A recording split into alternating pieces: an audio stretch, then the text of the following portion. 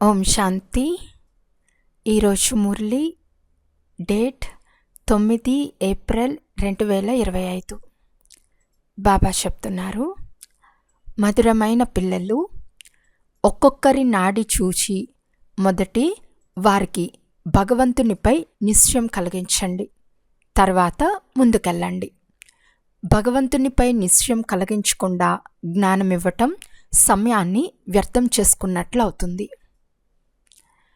ప్రశ్న: ఏ ముఖ్య పురుషార్థం స్కాలర్షిప్ తీసుకునేందుకు అధికారులుగా చేస్తుంది? జవాబు: అంతర్ముఖత. మీరు చాలా అంతర్ముఖీలుగా ఉండాలి. తండ్రి ఏమో కళ్యాణకారి, కళ్యాణం కొరకే సలహా ఇస్తారు. అంతర్ముఖులుగా ఉండు యోగి పిల్లలు ఎప్పుడు దేహాభిమానంలోకి వచ్చి అలగరు, కొట్లాడరు. వారి నడవడికలు చాలా రాయల్గా, గౌరవయుక్తంగా ఉంటాయి. చాలా తక్కువగా మాట్లాడతారు. యజ్ఞసేవలో అభిరుచి కలిగి ఉంటారు. వారు జ్ఞాన మాటలు పదే పదే చర్చించరు, స్మృతిలో ఉండి సేవ చేస్తారు. ఓం శాంతి.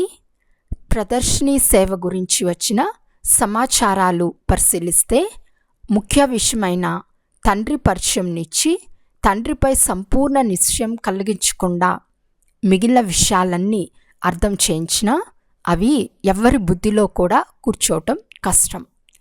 భలే వారు బాగుంది బాగుంది అని అంటారు, కానీ వారికి తండ్రి పరిచయం లేదు. మొదట తండ్రి పరిచయం ఉండాలి.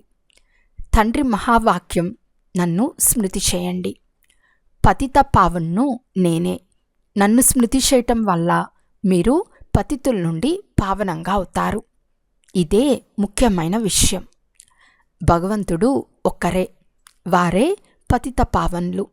వారు జ్ఞానసాగర్లు, సుఖసాగర్లు. వారే అత్యంత ఉన్నతులు. ఈ నిశ్చయం కలిగినప్పుడే భక్తి మార్గంలోని వేదశాస్త్రాలు లేక గీతా భగవతులన్నీ ఖండింపబడతాయి. భక్తి మార్గంలోని వేదశాస్త్రాలు లేక గీతా భాగవతములన్నీ ఖండింపబడతాయి. భగవంతుడు స్వయంగా చెప్తున్నారు, వీటిని నేను వినిపించలేదు. నా జ్ఞానం శాస్త్రాల్లో లేదు. అదంతా భక్తి మార్గంలోని జ్ఞానము. నేను జ్ఞానంనిచ్చి సద్గతినిచ్చి వెళ్ళిపోతాను. తర్వాత ఈ జ్ఞానం ప్రాయలోపం అయిపోతుంది. జ్ఞాన ప్రాలబ్ధం పూర్తి అయిన తర్వాత మళ్ళీ భక్తి మార్గం ప్రారంభమవుతుంది. తండ్రిపై నిశ్చయం కలిగితే భగవాను వాచ ఇవన్నీ భక్తి మార్గంలోని శాస్త్రాలని వారికి తెలిపించండి. జ్ఞానం అర్థసమయం, భక్తి అర్థసమయం నడుస్తుంది. భగవంతుడు వచ్చినప్పుడు తన పరిచయంను తానే ఇస్తాడు. కల్పం 5000 సంవత్సరాలది. నేను బ్రహ్మ నోటి ద్వారా అర్థం చేయిస్తున్నాను. కనుక భగవంతుడు ఎవరు అను ముఖ్యమైన విషయాన్ని బుద్ధిలో కూర్చోబెట్టాలి. ఈ విషయం బుద్ధిలో కూర్చోన్నంత వరకు ఇతర విషయాలు అర్థం చేయించిన వారిపై ఏ ప్రభావము ఉండదు. శ్రమంతా ఈ విషయం గురించే. తండ్రి శ్మశానం నుండి జాగృతులుగా చేసేందుకే వస్తారు. శాస్త్రాలు మొదలైనవి చదవటం వలన జాగృతులు అవ్వరు.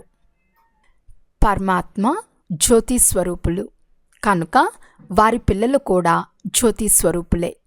కానీ పిల్లలైన మీ ఆత్మలు పతితమయ్యాయి. అందువలన జ్యోతి ఆరిపోయింది, తమో ప్రధానమైపోయారు. మొట్టమొదట తండ్రి పరిచయం ఇవ్వకుండా మీరు చేసే శ్రమ, మీరు రాయించే అభిప్రాయాలు మొదలైన వాటి వలన ఏ ఉపయోగము ఉండదు.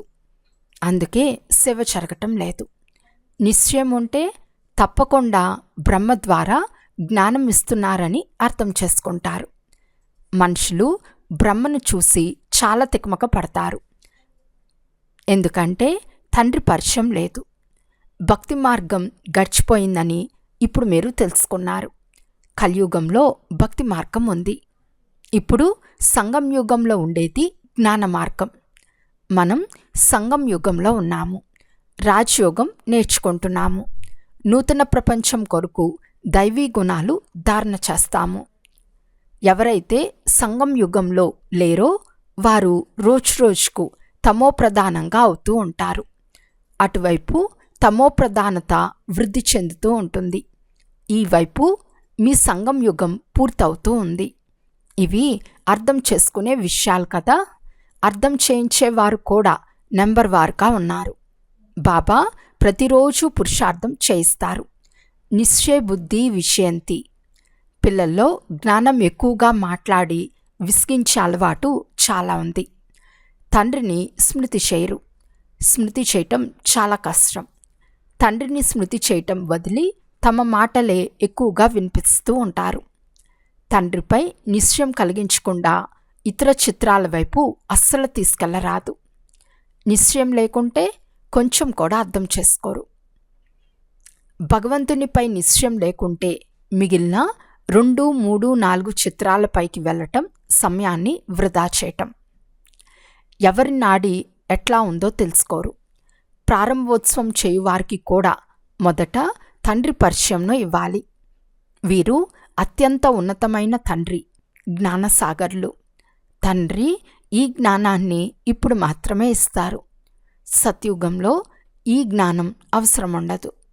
తర్వాత మళ్ళీ భక్తి ప్రారంభమవుతుంది. తండ్రి చెప్తున్నారు, దుర్గతి అనగా నన్ను నిందించే సమయం పూర్తి అయినప్పుడు నేను వస్తాను. అర్ధకల్పం వారు నిందించాల్సిందే. ఎవరిని పూజిస్తారో వారి కర్తవ్యం ఏదో తెలుసుకోకుండా పూజిస్తారు.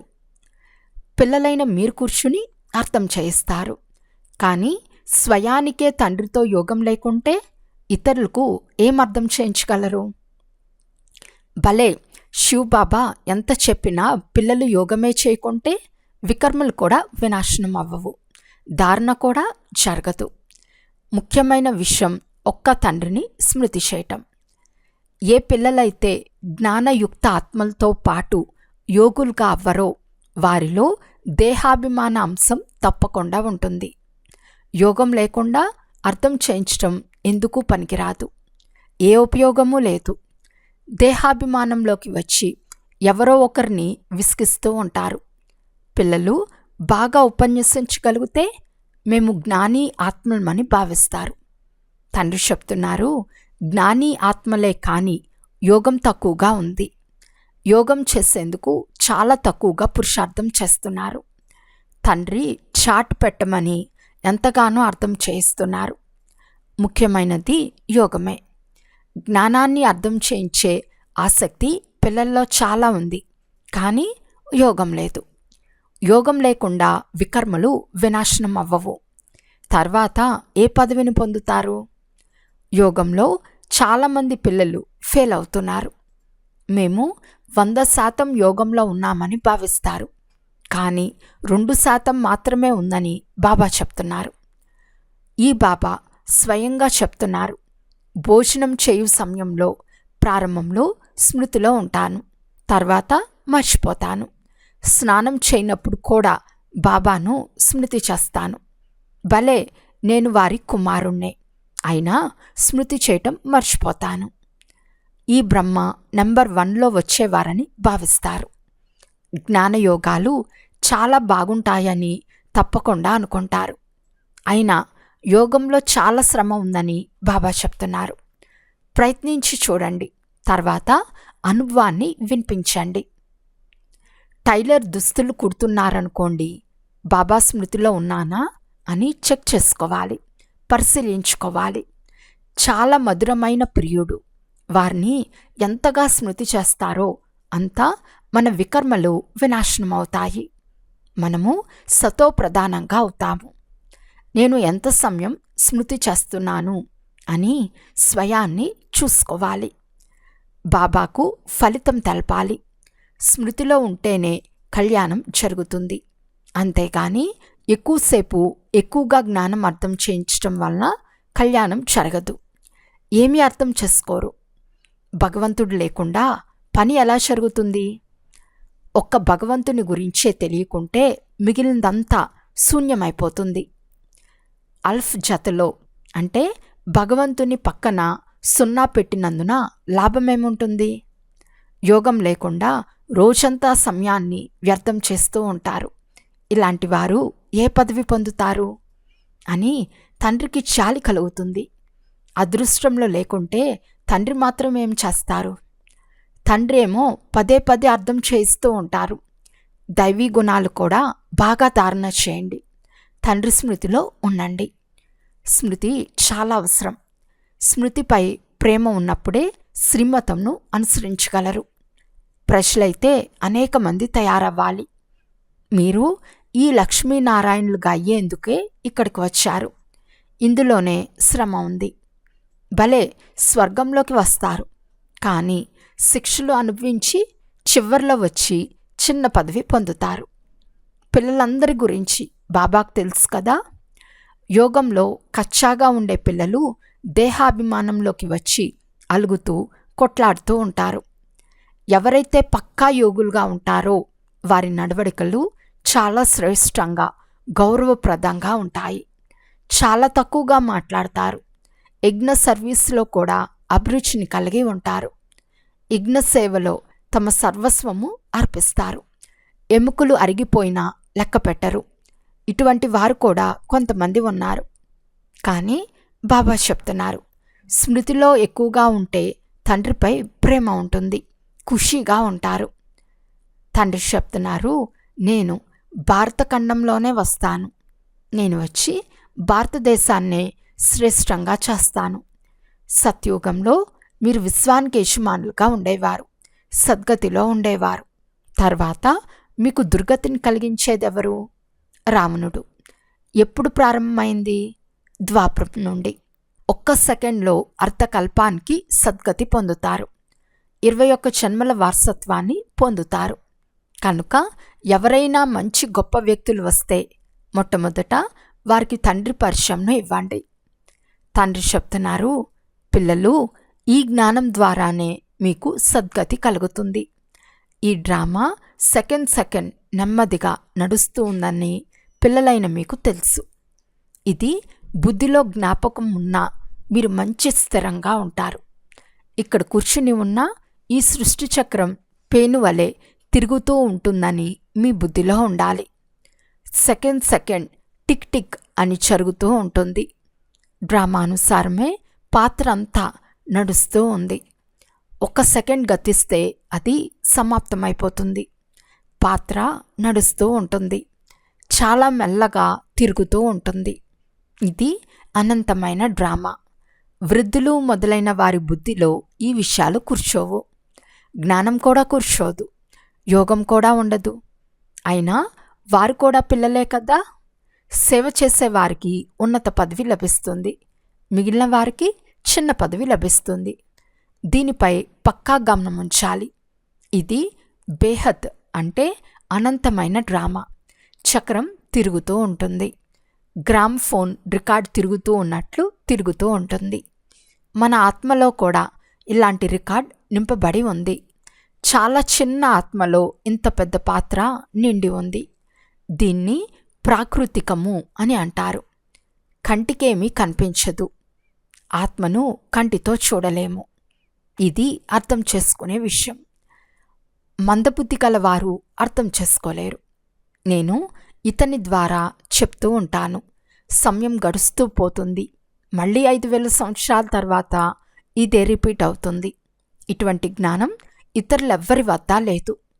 ఎవరైతే మహారథులుగా ఉంటారో వారు క్షణక్షణం ఈ విషయాలపై గమనముంచి అర్థం చేస్తూ ఉంటారు.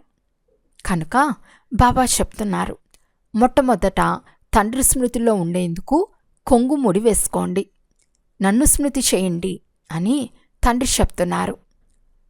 ఆత్మ ఎప్పుడు ఇంటికి వెళ్ళాలి. దేహ సంబంధాలన్నీ వదిలేయండి. సాధ్యమైనంత ఎక్కువగా తండ్రిని స్మృతి చేస్తూ ఉండండి. ఇది గుప్త పురుషార్థం. బాబా సలహా ఇస్తున్నారు, పరిచయం కూడా బాబాదే ఇవ్వండి. స్మృతి తక్కువగా చేస్తే పరిచయం కూడా తక్కువగా ఇస్తారు. మొదట బాబా పరిచయం బుద్ధిలో కూర్చోవాలి. పరిచయం ఇచ్చిన తర్వాత వారే మా తండ్రి అని రాయమని చెప్పండి. దేహ సహితంగా అన్నీ వదిలి ఒక్క తండ్రిని మాత్రమే స్మృతి చేయాలి. స్మృతి ద్వారానే మీరు తమో ప్రధానం నుండి సతో ప్రధానంగా అవుతారు. ముక్తిధామము, జీవన్ముక్తిధామంలో దుఃఖము, బాధలు ఉండనే ఉండవు. రోజురోజుకు మంచి మంచి విషయాలు తెలుపబడతాయి.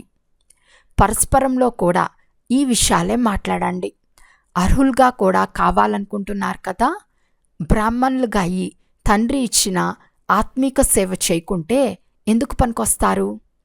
చదువును మంచి రీతిగా ధారణ చేయాలి కదా. ఒక్క అక్షరం కూడా ధారణ కాని వారు చాలామంది ఉన్నారని బాబాకు తెలుసు. తండ్రిని యథార్థ రీతిలో స్మృతి చేయరు. రాజా రాణులు పదవిని పొందేందుకు చాలా శ్రమ చేయాలి. ఎవరు శ్రమ చేస్తారో వారే ఉన్నత పదవిని పొందుతారు. శ్రమ చేస్తేనే రాజ్యంలోకి వెళ్తారు. నెంబర్ 1గా అయ్యేవారికే స్కాలర్షిప్ లభిస్తుంది. ఈ లక్ష్మీనారాయణులు స్కాలర్షిప్ను తీసుకున్నవారు. తర్వాత నెంబర్ 1గా ఉన్నారు. ఇది చాలా పెద్ద పరీక్ష కదా. ఎవరైతే స్కాలర్షిప్ తీసుకున్నారో వారి మాలే కదా తయారయ్యింది. మొదట 8 రత్నాలు కదా. 8 తర్వాత 100, ఆ తర్వాత 16,000. కనుక మాల్లో కూర్చోపెట్టేందుకు ఎంత పురుషార్థం చేయాలి? అంతర్ముఖులుగా ఉండేందుకు పురుషార్థం చేయటం వలన స్కాలర్షిప్ తీసుకునేందుకు అధికారులుగా అవుతారు. మీరు చాలా అంతర్ముఖులుగా ఉండాలి. తండ్రేమో కళ్యాణకారులు కనుక వారు కళ్యాణం కొరకే సలహానిస్తారు. మొత్తం ప్రపంచమంతటికి కళ్యాణం జరగాలి. కానీ నెంబర్ 1గా ఉన్నారు. మీరిక్కడకు తండ్రి వద్దకు చదువుకునేందుకు వచ్చారు. మీలో కూడా చదువుపై గమనం ఉంచే మంచి విద్యార్థులు ఉన్నారు. కొంతమంది గమనమే ఉంచరు. అదృష్టంలో ఏముంటే అది లభిస్తుందని అనుకునేవారు కూడా చాలామంది ఉన్నారు. వారికి లక్ష్యమే ఉండదు. కనుక పిల్లల స్మృతి చాట్నుంచాలి. మనం ఇప్పుడు వాపస్ ఇంటికి వెళ్ళాలి. జ్ఞానం ఇక్కడే వదిలి వెళ్ళిపోతారు. జ్ఞానపాత్ర పూర్తయిపోతుంది. ఆత్మ ఎంతో చిన్నది, కానీ అందులో ఎంత పెద్ద పాత్ర ఉంది. ఇది అద్భుతం కదా. ఇదంతా అవినాశి డ్రామా. మీరు అంతర్ముఖులుగా అయి ఇలా మీతో మీరు మాట్లాడుకుంటూ ఉంటే మీకు చాలా సంతోషం కలుగుతుంది. ఎందుకంటే తండ్రి వచ్చి ఈ విషయాలు వినిపిస్తున్నారు. ఆత్మ ఎప్పుడూ నశించదు. డ్రామాలో ఒక్కొక్క మనిషికి ఒక్కొక్క వస్తువుకు పాత్ర రచింపబడి ఉంది. దీనిని బేఅంత్ అంటే అంతం లేనిది అని కూడా అన్నారు. అంతమేమో ఉంది, అయితే ఇది అనాది. ఎన్ని వస్తువులున్నాయి? దీనిని ప్రాకృతికము అంటే న్యాచురల్ అని అనాలి. ఈశ్వర్ని రచన అని కూడా అనరాదు. నాకు కూడా ఇందులో పాత్ర ఉందని వారు చెప్తున్నారు. అచ్చా, మధురాతి మధురమైన అపురూపమైన పిల్లలకు మాతాపిత బాప్దాదాల ప్రియ స్మృతులు మరియు గుడ్ మార్నింగ్. ఆత్మీక పిల్లలకు ఆత్మీక తండ్రి నమస్తే. ఆత్మీక తండ్రికి ఆత్మీక పిల్లల యొక్క ప్రియ స్మృతులు మరియు నమస్తే నమస్తే నమస్తే. ధారణ కొరకు ముఖ్య సారము. ఫస్ట్ పాయింట్, యోగంలో చాలా శ్రమ ఉంది. కర్మ చేయనప్పుడు ఎంత సమయం తండ్రి స్మృతి ఉంటుందో ప్రయత్నించి చూడండి. స్మృతిలో ఉండటంలోనే కళ్యాణం ఉంది. మధురమైన ప్రియతముని చాలా ప్రీతిగా స్మృతి చేయాలి. స్మృతి చాట్ను ఉంచాలి. సెకండ్ పాయింట్, సూక్ష్మ బుద్ధితో ఈ డ్రామా రహస్యాన్ని అర్థం చేసుకోవాలి. ఇది చాలా చాలా కళ్యాణకారి డ్రామా. మనం ఏం మాట్లాడుతున్నామో లేక చూస్తున్నామో అది మళ్ళీ 5,000 సంవత్సరాల తర్వాత రిపీట్ అవుతుంది. దీనిని యథార్థంగా అర్థం చేసుకుని సంతోషంగా ఉండాలి.